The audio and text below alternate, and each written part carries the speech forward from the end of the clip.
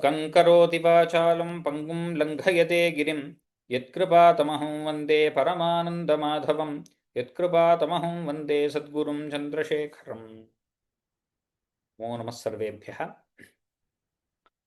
In the previous class, we completed with verse 42, and in verse 42 we saw, in the previous couple of verses, Prahlada was saying that I don't mind about myself, but here I want you to protect all these Asura Balakas also, because you are the friend of all the Artha Bandho, Deena Vatsala. He called out with such names to Bhagavan and he says, Mudheshu vai mahadanugraha. You are showing, you are special because you can show that kind of karunya towards those who are ignorant. Here mudha, foolish means ignorant. Those who are ajnanis. Those who have no vasana of something towards jnana marga. That one has to attain moksha, one has to come on to the sanmarga. Those who have no inkling of that, even towards them you have a certain karuna. That is your speciality. Continuing in the same vein is the next few verses. Verse 43 he says, Naivodvije para. O para. He's calling out to Bhagavan as para. Para means one who is beyond everything. O Supreme One, one who is beyond all of this samsara, I have no problem. Udvega means an inner emotion that comes because you are rattled. So that kind of a fear. So I do not have that fear, O Bhagavan. I do not have that. Why I am asking you is, what fear do I not have? Duratyaya Vaitaranyaha. This Vaitarani Nadi that is there. He referred to it a couple of verses before. That this whole of samsara is like the Vaitarani Nadi. So I am not scared of this samsara. 20 verses back, he said, I am scared of the samsara. Now, continuing through this, now looking at Bhagavan, he says, I am not scared of it. Now I know I have your protection. Because all those verses, he asked for Bhagavan's protection. Now he knows he has that protection. So now he says, I am not scared of this Vaitarani Nadi. Aham na udvije. Why am I not scared? Because my mind is immersed in you. Now it is stationary in you. Tvadvirya gayana mahamrita magna chittaha. It is immersed in singing the nectar of your praises. Virya is their great prowess, your glories. Gayana, in singing that. Mahamrita, it is a great nectar that I am bathing in. I am just drenched in that. Magna chittaha. My mind is immersed, is drenched in that kind of joy. Therefore, I am not scared. That in the beginning of the stuti, he had said, I am not scared of this rupa of yours. Rather, I am scared of samsara. And then he prayed to Bhagavan saying, you protect me from the samsara. May my mind always be in you. You should give me protection. Now that he has prayed for himself, he knows his mind is not going to move away from there. He is praying for everybody else. Shoche tataha. Instead, I lament. I am worried. I rather lament for these people. Who do I lament for? Vimukha chetasaha. For those who have turned away from you. Those who have no idea that such a path exists towards liberation. For freedom, this path is there. That is the greatness of satsanga. Somebody should come and tell that such a path exists, that you can become free from the samsara. But there are people who do not have that idea at all. They are averse to you. They are averse from this path. Why are they averse? Indriyartha maya sukhaya bharamudvahataha. Because they are immersed in these sense objects and sense pleasures. These worldly objects and pleasures, they are absolutely immersed in that and therefore completely deluded. And they are carrying that weight. Whenever you have a desire, we have this thing. Till you attain that, till that goal is attained or till that object is attained, till that something is achieved. We have a certain goal in life, meaning short-term goal, long-term goal, whatever it is. Till you attain that, there is a great weight upon your head. Once you attain it, you heave a sigh of relief. You say, "Ah, I have attained it." Till then, that means it is a bhara. It is some kind of a weight that you are carrying. And that weight you are carrying because you are deluded.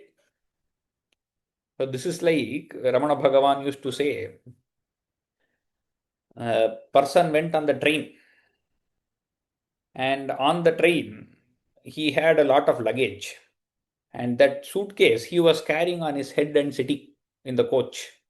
So somebody else asked him, "Why are you carrying it on your head? Why don't you keep it down?" He said, "No, no, no. The train is already carrying so many people along with me. I do not want to burden it along with the weight of the suitcase also." That is how we are all. It might seem very foolish, and the story might seem very simple, but that is what we are doing in the samsara. We put everything on top of our head and say, "I am the one who is doing it." If you keep it down, also it is going to come along. Prakriti is going to take care. But that bhara that we have, bharam udvahata vimudhan. These people are ignorant and foolish. They are deluded. Therefore, they think that they are carrying the weight of all the responsibility and are immersed in this indriya sukha, the sense pleasures, and hence become vimukha chetasaha, turned away from you. I lament for these people. I am safe now. I am at your feet. I am always thinking of you. But I lament for these people. And he continues in the next verse. O Bhagavan, if at all you say that okay, for those people, why are you lawyering for them? Why are you trying to get them on my good side? Huh? What is it that is there in you? There are many other people to take care. There are great sages and rishis who are there, who can advise them, who will bring them to this path. Why are you asking me especially? If at all you were to ask this, O Bhagavan, this is my reply, says Prahlada. Prayena Deva, O Deva, all these munis, the sages and others who are there, they are all swavimukti kamaha. They themselves who are in this path, they are all striving towards their own mukti. They are doing great tapas, great achara, dharma that they are doing, whether in the forest or in some lonely place they go and do tapas. They are still striving for this. They are striving for their own liberation because this path towards mukti is always lonely. You cannot take a group of people and say, "I will go do tapas or sadhana." Sadhana is always only for your own self. It is a separate, lonely path to travel on. That you might get motivation. You might, the whole family might do something together. Or you might have a satsanga group where you do some chanting together, some puja together. But for each person, that sadhana is personal. Unless it becomes personal, it is not a sadhana towards moksha. So, like that, many of these great sages, they are swabhimukti kamaha, desiring their own liberation. They do a lot of practices in silence. Maunam charanti vijane. Maunam means here it is not only mauna in the sense of physical silence. Means whatever tapas they do, in solitude they go they stay somewhere and they do this. Na parartha nishthaha. They are not interested in others because that is what a muni should do. He should not unnecessarily get into others. It becomes distraction. They do some amount of tapas, then you get distracted, then it goes away. Till the goal is attained, till liberation is attained, you cannot get distracted. Therefore, they are not parartha nishthaha. So you cannot say that. But na etan vihaya kripanan. Here etan means letting alone these other ignorant people that are there who have no vasana of this bhakti marga or jnana marga. I don't want to get liberated. Only me, I don't want to get liberated. I don't want to be separately liberated. This is the compassion of jnanis. One who is actually a Jivan Mukta only will have such a compassion. Adi Shankaracharya says in Viveka Chudamani, Vasantavat Lokahitam Charantaha. These jnanis who have attained Jivan Mukti, they are the ones who have immense compassion like this. Oh, why are these people deluded and ignorant and finding it so difficult in samsara? How can we remove them from the samsara? That kripa, that daya that comes out in the jnanis is because they are already Jivan Muktas. This is what we should understand from this verse. He is referring to himself and saying, I do not want to get liberated only myself. But he is already currently in a liberated state. He is the jnani, and hence he is able to say that without these, maybe referring to the Asura Balakas or other people who are, he is praying for all of us together, those who are ignorant, and he says, I do not want to get liberated only myself. I want all of these people also to come to that marga. Nanyan tvadasya sharanam brahmatonupashye. For these people who are circling here, who are just wandering in the samsara, I do not see any other support other than you. You are the only shelter. Anyat tvat. Other than you, there is no sharana for them. There is no shelter for them. You are the only shelter that can be given. For a in this sloka, the important thing we have to understand is for a sadhaka, one who is already on the marga, whether a bhakti marga or jnana marga or whichever marga, and his goal is fixed that I want to attain liberation, he cannot afford any distraction. He has to be kind of selfish in attaining his liberation. That is that sadhana. That sadhana needs to be so tivra. See, it has to be dedicated and disciplined. But for the one who has attained that jnana, his daya, his compassion becomes infinite. He says, I want to liberate everybody. That is the difference we see in this verse. Prahlada is bringing out in a different way. He says, those who are doing sadhana, they are swavimukti kamaha. They want to attain liberation for themselves. But I do not want to do that. I want to take everybody along, is what he is saying. This is how we have to understand. And for to take them along, you are the only person. You are the only support. Therefore, I am pleading to you on behalf of everyone. This plea is on behalf of all those who have no attachment towards you, that you should give them that bhakti and bring them towards you. Nanyan tvadasya sharanam brahmato nupashye. And he continues, Yan maithunadi grihamedhi sukham hi tuchham. This grihamedhi sukha. Grihamedhi means one who is a householder. All these pleasures of a householder, like copulation, being together, the kind of pleasures that one has in the household life, all this is useless. Tucham means that which has no value. It is pretty much useless. Grihamedhi sukham hi tucham. It is indeed useless, trivial it is. And he gives an example here. This example is very nice. Kanduyanena karayoriva dukha dukkam. Kanduyana means the itching that we get. Let us say you get an itching on one hand and you try to scratch it with the other hand. Oh, that itching, because you scratch, it doesn't immediately go away. When you scratch, it becomes more itching. And then you continue itching, itching, itching. So he gives this example. Kanduyarena karayoriva dukha dukkha. Because the first itch is a dukkha. Now to remove that dukkha, you try to itch. And because you itch, that itching becomes more. And now you itch even more. So this is till that actual cause goes away, it will keep itching. Just because of external itching, that itch start going to go away. But kanduyanena karayoriva dukkha dukkham. It leads to more and more suffering. Like that. Tripyanti neha. So like this, we cannot satiate that. We cannot say this is enough. It goes on, the itching keeps continuing. Kripanaha bahudukha bhajaha. These people are, we have to have karuna on these people, he says. Kripanaha means, I feel that they are very destitute.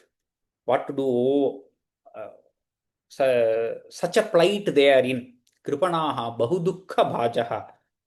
They don't know how to get themselves out. It's like they are stuck in some quicksand. So they themselves cannot get themselves out.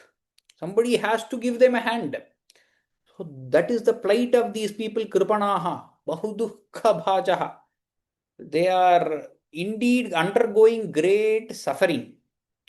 And they do not know to solve the suffering. If they try to solve the suffering, it will be like that Kanduyana. That each trying to solve the itch by itching only. And he again gives that same example. Kandutivat manasijam vishaheta dhiraha. A person who is a dhira. See, if at all that itch that you have, if you are able to control your mind and not itch, then in a few minutes it will go away. Only when you start itching, it keeps increasing more and more. So a person who is a dhira, one who has his mind under control, he will stay without itching, and that feeling that is born from the mind, that manasijam, the desire is to itch, but you control that desire. You control that desire and you just bear that desire. Vishaheta is to just bear it and curb that passion. Like that itself, if when you curb that passion, then you become a dhira. So like that, the first dukkha that comes when you just bear that dukkha, then you get to the cause and it helps in resolving that. That is what he means here. And here he is again saying, this all happens by your prasada only. We have to take Anvaya with the previous shloka. So you are the one who has to give them support to do this, for the sahana, to bear this kanduyana. Kanduyana is the kind of scratching that we feel. To bear that, you are the one who has to give that. A desire that emanates within us is very difficult to bear. Whenever you get a desire, immediately you want to attain that desire. That also can be compared to the itch only. Whenever you get an itching, immediately you want to itch. But the way you control it is what differentiates a dhira and a normal person. Vishaheta dhiraha. The next verse he says, Maunavrata shrutatapodhyayana swadharma. There are 10 things that he says in the first word is very long. It is a samastapada. 10 things he says. All these 10 are apavargyaha. Apavarga, the word means moksha. The 4 purusharthas we have are dharma, artha, kama and moksha. Among these dharma, artha and kama, these 3 belong to this world. All 3 belong to samsara. Therefore, they are called as trivarga. Moksha, which releases you from everything, which is complete liberation, is therefore called as apavarga. It does not belong to this varga at all. It does not belong to these 3 vargas, and hence it is called as apavarga. That which is related to moksha is called apavarga. And apavargyaha, these sadhanas, those 10 things, what has he mentioned as 10 things? These 10 things are ways to attain liberation. They are methods, they are sadhanas that a sadhaka can do. One who is on the path of spirituality should take up one or more of these sadhanas and do them consistently. What are those 10? Mauna is the vow of silence, trying to be silent or meditate, just silence. Okay. Then various other vratas, whatever other vrata it can be. Some particular vratas you take up, either Ekadashi vrata, Trayodashi vrata, Shashti vrata. These are simple vratas where you do upavasa, etc. There are many other vratas also we have heard of. Payo vrata, Krichra vrata, etc. These kinds of vratas that are there, this is one way. The third is Shruta. Shruta is learning the Vedic meaning, the Upanishads is Shruta. Tapas is austerity, penance. Adhyayana is study. Swadharma. Swadharma palana it is. Swadharma, being in your own dharma and doing dharma padana according to the acharas of the shishtas of our elders, of how the shastras have taught. Swadharma padana. Then vyakhya. Vyakhya is doing manana of the scriptures. See, adhyayana, you first study them, then you should expound them, you should analyze them, you should get deeper into the shastras and try to understand them in their depth. That is called as vyakhya. Then rahaha. Rahaha means staying alone, not getting distracted, not interacting. Having some time in solitude is called as rahaha. Spending some time in solitude every now and then. Japa. Japa is repeated chanting of something is japa. Then samadhaya. Samadhi is meditation, deep meditation that comes from the previous. It cannot be forced, but it has to come from the previous sadhana. Samadhi naturally comes from japa, from raha, from solitude. When you do japa, you get samadhi. So these 10 things he enumerates and he says all these are apavargyaha. All of these can lead to moksha. Prayaha param purushate. Usually all of these lead to moksha, that is correct. But in this world, these things are usually used as a means of business, he says. Ajitendriyanam varta bhavanti. People either discuss about it or they give lectures about it like I am giving now. But it has to come in practice. It is not just talking about it. It has to be, each of this is an achara. Or people use it to make money, create institutions, or just for some kind of business. Each of this becomes like that. These are not for that. So Ajitendra, for those who have not won over their senses, for them it just becomes varta. Something that is there in the book, you can talk to 10 people, get some money out of it, or you make some news out of it. You get some publicity, fame out of it. That is all it becomes for. Or for others. At least these people are connected with that. For dambhikanam, for those who are either too proud about themselves, or those who are hypocrites, it is not even for that. They do not even come towards this. They don't even connect themselves with these things that give this apavarga, which is moksha. All these are reasons to tell Bhagavan that you are the only support who can give these mudhas moksha. So you have to show some karuna. All these are connected with the previous verse. Utanavatratu dambhikana. And the next verse, there is a different tattva. So we will take 47, 48, 47 to 54 verses remaining in contemplation and 2 more for recitation. We will take that in the following class, because that is a new concept and some explanation is needed for verse 47. We will pause here for today. Namo Namah Sarvebhyah. Agrima Saptahe Shanivasare Punarmilamaha. Namaskaraha. Ram Ram Ram.